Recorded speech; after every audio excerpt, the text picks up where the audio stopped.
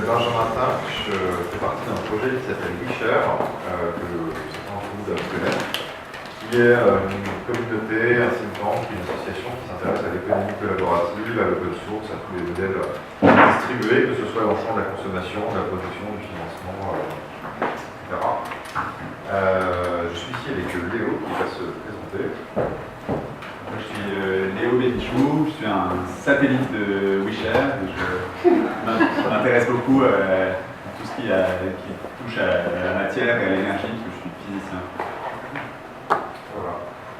Et donc avec Léo, depuis quelques semaines, on a entrepris un petit travail de cartographie et d'études autour de l'open hardware et de ses modèles économiques, parce que c'est un sujet sur lequel on se passionne pas mal tous les deux.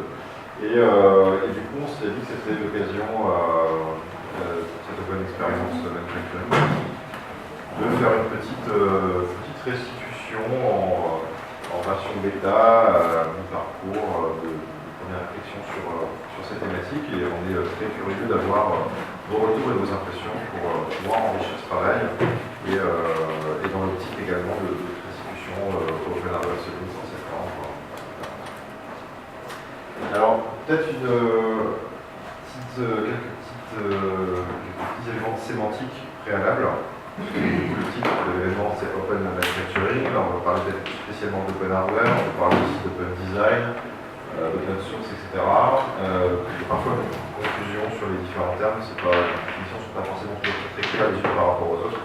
Dans l'open source ou dans le logiciel libre de manière générale, dans l'open source, c'est plus devenu un terme générique qui désigne l'ensemble des modèles dans lesquels vous allez partager librement un contenu qui pouvait être remixé, redistribué, réutilisé, que ce contenu soit du code, de la donnée, des designs, des conceptions, etc. Le cas du hardware, c'est, on désigne vraiment un élément physique, donc ça va être une chaise, ça peut être une table, ça peut être un ordinateur, ça peut être une voiture, dont les plans de conception, les designs, les schémas, tout ce qu'on veut, sont finalement constitués des contenus numériques qu'on peut aussi redistribuer librement, réutiliser, dupliquer, forquer, etc. Et donc ça, on s'intéresse vraiment au matériel, à l'objet physique, à l'artefact open source. Ça s'insère dans une vision un peu plus large. L'open design, l'open manufacturing. Donc l'open design, c'est le procédé de concevoir, le procédé de conception ouverte, qui va s'appuyer sur les artefacts tangibles, mais aussi sur une approche inclusive du design, comment on intègre les parties prenantes, comment on design avec plusieurs contributeurs de façon collaborative. Et derrière open manufacturing, c'est plus le procédé de fabrication lui-même qui est open manufacturing ou distributed manufacturing, qui est inclusif, ouvert, distribué, donc il va s'appuyer sur un écosystème, sur des lieux de fabrication comme le Lab, le Makerspace, etc. Donc on va revenir plus en détail sur la sémantique, mais c'est peut-être pour faire une petite intro là-dessus. Vous avez promis une carte. Donc voilà une carte. C'est pas exhaustif, mais on a essayé de voir tous les domaines dans lesquels on pouvait recenser des projets ou des communautés qui travaillent sur du open hardware. Et vous voyez qu'un grand nombre d'objets sont présentés. On a des voitures, au vélo, alors dans l'automotive il y a aussi des vélos, ici Grexet Cargo et Vélocar, aux avions, Makerplane ou au drone, par des robotics, en passant par des outils, que ce soit des petites imprimantes 3D ou des tracteurs, avec open source technology, dans l'agriculture et le farming, et bien sûr toute la partie électronique, que ce soit de l'électronique plutôt pour les makers, vous voyez Arduino, les plateformes qui distribuent des produits basés sur Arduino, ou plutôt de l'électronique end consumer, comme PhoneBlocks ou Jerry, qui est un ordinateur personnel. J'ai oublié architecture and design, je suis même par de Wikilhouse, de Open Structures, qui est plutôt un standard de construction mécanique. Et puis des vêtements, on a découvert une machine à tricoter en open source. Open Knit, pour le do it yourself. Et l'énergie, trouvé un modèle d'éolienne qui était au Wichafel, ou des smart meters. Voilà, c'est pour vous donner une idée déjà de l'ampleur de la diversité des objets qu'on peut recenser sur l'open hardware. Quand on parle de modèle économique dans l'open hardware, il y a une comparaison qu'on a envie de faire assez naturellement, c'est avec l'open source logiciel, le software, dans lequel, voilà, il s'est déjà été traité dans un précédent expérience. On a des modèles économiques assez classiques du fait de dire voilà, le code est gratuit, par contre on va financer le service, le support, l'expertise, où on va mettre une double licence avec une licence propriétaire et une licence fermée, et puis pour avoir accès à la licence qui nous permet de distribuer un produit commercial, il faut payer mensuellement.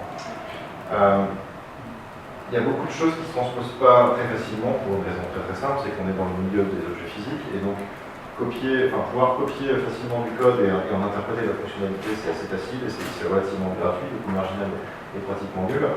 Si vous partagez les plans d'une tabi ou d'une table OpenDesk, tout ce que vous voulez, quand vous voulez dupliquer l'objet, vous avez un problème, c'est qu'effectivement ça coûte relativement cher. Quand vous voulez faire un modèle économique autour de ça, je pose la question de comment vous allez pouvoir amortir ces coûts de fabrication. En faisant un petit tour de l'ensemble des projets qu'on a mentionnés et aussi quelques autres, on a recensé, dans une première approche, 7 types de modèles économiques qu'on a répartis en 3 grandes catégories. Une première catégorie consiste tout simplement à vendre le matériel open hardware en question, avec différentes utilités. Une deuxième catégorie qui est de vendre quelque chose d'autre, pas faire de la marge sur l'open hardware lui-même. Et une troisième catégorie un peu autre dans laquelle on va retrouver des partenariats, des modèles un peu originaux ou un modèle purement produit. Sur le modèle qui consiste à vendre le hardware, il y a plusieurs sous-utilités. Alors un exemple type c'est Arduino. Alors je ne sais pas si tout le monde voit ce que c'est Arduino. Arduino ce sont des microcontrôleurs, c'est un morceau d'électronique, un composant tout bête, qui prend des 0 et 1 en entrée et renvoie des 0 et 1 en sortie, qui permet de faire tout un tas d'opérations, de connecter des objets connectés, des LED, etc. En fait, on pourrait se poser la question, si Arduino publie ses plans d'open source, ils pourraient facilement être copiés par des industriels chinois, où les gens peuvent reproduire eux-mêmes. Donc il se trouve que le fait d'assembler soi-même son composant électronique, c'est pas forcément très facile.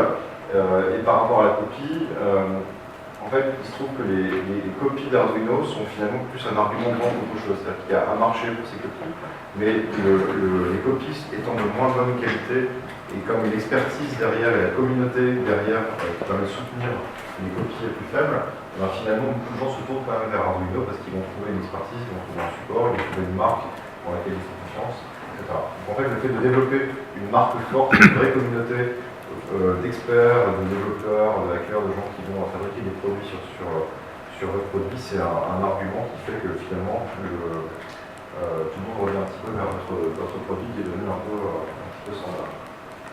Deuxième exemple, SparkFun.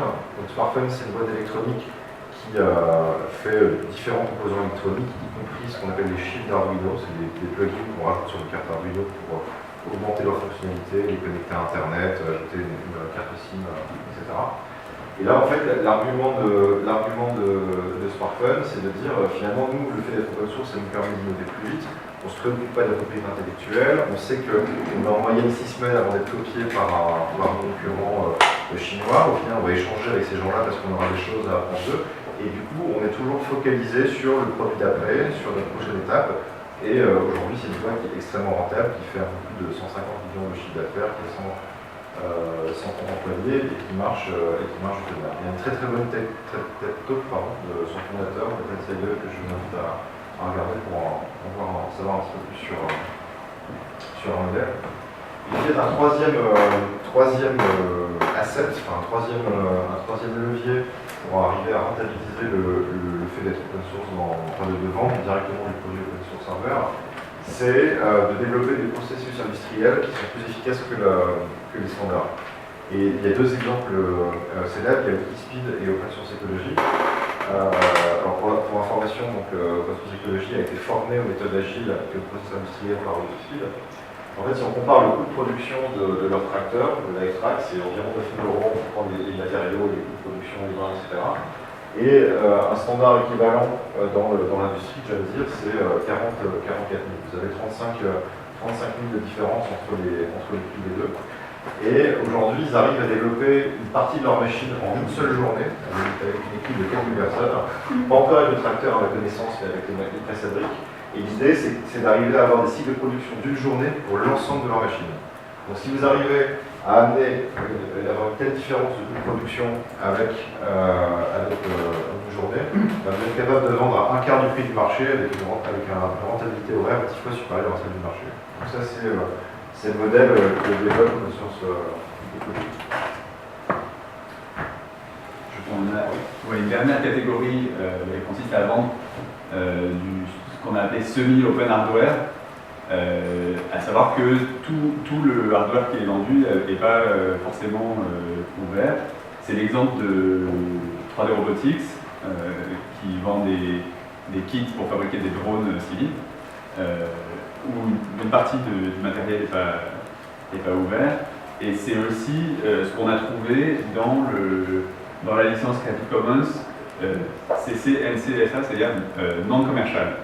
C'est-à-dire que XYZ Cargo, qui est un vélo danois, basé sur des assemblages orthogonaux de tubes assez standards, en fait, est quelque part protégé par l'interdiction de faire l'utilisation commerciale des méthodes d'assemblage et du design. Donc en fait, en n'autorisant pas l'utilisation commerciale, quelque part c'est une façon de fermer une partie de l'asset. Voilà. On rentre dans la partie, le deuxième bloc de modèle, où en fait c'est une nébuleuse assez large qui consiste à vendre quelque chose à côté. C'est ce que Simonet nous disait à l'instant, c'est ce qu'on appelle l'économie de complémentarité. Où en fait, moi j'ai constaté sur le marché de l'électronique du grand public, que ces petits jumpers, voilà, des petits câbles tout bêtes, mais qui en fait rentrent dans le footprint de l'Arduino, étaient en rupture de stock, donc c'est un marché florissant, tout le monde achète des Arduino pour expérimenter, et en fait, le vendeur de câbles, c'est un peu le vendeur de pelle dans l'Arduino vers l'or, parce que le vendeur de câbles, en fait, se trouve sur le mini d'or, c'est le cas de dire. Et puis, on peut vendre quelque chose qui n'est pas du tout de l'open hardware, par exemple une découpe laser, ici une Microtech, et le fait que les Fab Labs en écosystème se mettent à partager plein de plans en open source pour découper les pièces, etc., font qu'on peut vendre plein de découpes laser. Donc c'est l'économie de complémentarité, on vend autre chose que l'open hardware, mais c'est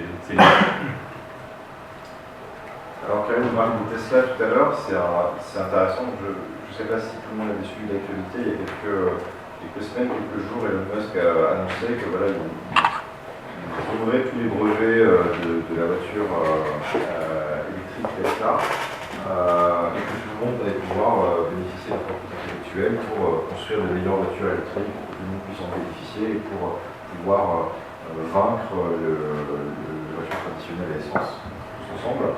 Tout le monde applaudit, c'est un super stratégie, etc., super opération de communication. Bon, derrière, il n'y a pas que ça. Je trouve aussi que Elon Musk a investi dans une usine en Chine qui va fabriquer énormément de batteries de voitures. Ça, c'est les documents Tesla qui montrent les plans de déploiement des stations de recharge de voitures Tesla. L'idée derrière, c'est en imposant ces standards à l'industrie automobile, sur les véhicules électriques, on est capable de fournir un service qui va s'adapter parfaitement à ces demandes, tout est standardisé, et de pouvoir fournir les batteries et les stations de recharge à l'ensemble de la flotte des véhicules électriques. La logique économique n'est pas nuisible. Autre partie, donc sur un autre exemple de monétisation d'autre chose que les produits eux-mêmes, il y a le modèle classique du logiciel qui consiste à monétiser l'expertise, le service, le support, etc., des formations, pour 4 Tripalium. Donc 4 Tripalium par exemple, qui est je mentionnais rapidement dans l'introduction, un modèle d'éolienne open source. En fait, le modèle économique, c'est exclusivement basé sur la formation. C'est ce qui permet à des entreprises de survie sur ce marché-là. On fait payer à des stagiaires les connaissances acquises pendant un stage. Et en fait, les stagiaires, en payant l'accès aux connaissances, fournissent aussi une main-d'œuvre gratuite. Enfin, pire que gratuite, parce qu'ils payent pour bosser. Mais c'est le modèle et ça marche très bien. Il y a à peu près 200-300 de GAN en France et pays voisins. On parlait aussi un petit peu tout à l'heure de Digicile, donc il y a une autre voiture open source. Et là, c'est pas leur seul modèle économique, mais il se trouve que plusieurs contributeurs de Digicile, notamment Joe Justice, son fondateur, gagnent très bien leur vie en consultant des processus agiles industriels. Ils travaillent pour Boeing, pour Goodyear et d'autres constructeurs industriels. Ils monétisent leur savoir-faire sur le processus industriel lui-même.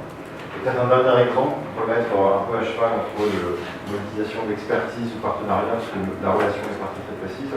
Et donc Intel a sorti à la Maker Faire World l'année dernière une carte compatible Arduino qui s'appelle Galileo et qui est issue d'une collaboration, je ne sais pas trop si c'est une prestation de conseil ou un partenariat formel, mais en tout cas entre Arduino et Intel. Il y a d'autres exemples du mercredi. Et peut-être sur la partie peut-être plus originale partenariat, un exemple, parce qu'on ne peut pas non plus en mettre 36, et celui-là est assez intéressant, le cas d'OpenDesk. Alors je ne sais pas si vous connaissez OpenDesk, c'est du mobilier open design. Il y a un débat sur est-ce que c'est vraiment open design ou pas, parce que les licences sont majoritairement non commerciales et pas accessibles normales. On peut débattre de ça très longuement. Vous avez des tables, des chaises, des fauteuils, etc. Et en fait, la vision derrière, je ne sais pas si vous connaissez ces deux nouvelles fabriques Rova qui sont au Makerspace à Paris. L'idée, c'est de développer une plateforme sur laquelle les gens qui n'ont pas envie de fabriquer eux-mêmes leur matériel, qui n'ont pas télécharger leur plan et les fabriquer eux-mêmes, puissent aller faire assembler leur bureau, leurs chaises, leurs fauteuils dans un makerspace à côté de chez eux. Et donc vous pourrez commander en ligne votre table, votre tabouret, et il y a une commission qui va passer à la plateforme OpenDesk, qui va être redistribuée aux designers, qui va permettre de financer les designers, et une partie va aller au lieu de fabrication qui va passer du temps machine pour assembler le mobilier. Donc ça c'est vraiment intéressant, parce que c'est intéressant de voir comment le modèle peut être répliqué sur également d'autres secteurs. Un autre exemple de partenariat qu'on peut considérer comme un modèle à part entière, PhoneBlocks. Donc PhoneBlocks, ça a énormément marché, il y a eu très bon retour média sur le lancement du projet il y a quelques mois. Donc c'est un concept de téléphone modulaire open source. L'idée c'est au lieu d'acheter un téléphone que vous allez jeter au bout de 2 ans ou 3 ans, parce qu'il est déjà obsolète, et vous allez pouvoir changer uniquement l'écran, la batterie, la carte son, la carte graphique, etc. Avec un composant qui va vous lancer de et en fait, c'était surtout les data concepts, et il se trouve qu'aujourd'hui PhoneBlocks est positionné comme une non-profit qui essaye d'animer un écosystème d'acteurs industriels qui veut s'intéresser, qui veut développer ce type de prototype. C'est le cas de Google qui a un projet qui s'appelle Google Ara, qui a un téléphone modulaire qui s'appuie sur ces normes. Sennheiser s'est intégré au consortium pour apporter la brique carte son. ZTE, fabricant chinois, développe aussi un prototype. Donc le modèle économique de PhoneBlock est plus à non-profit qui anime cet écosystème. Et peut-être, en parlant de non-profit, pour conclure, il y a encore aujourd'hui beaucoup de projets open hardware, open design qui se positionnent tout simplement pour l'instant des fondations, des non-profit ou des projets communautaires qui n'ont pas forcément vocation à avoir un modèle économique et une monétisation directe, qui vont fonctionner avec des dons, avec des subventions, avec du crowdfunding. C'est le cas d'Intel, on parlera Justina, de Repra, Open Source Design, qui sont les deux chez Open Source. Voilà pour cette petite introduction très brève, et on est très content de discuter.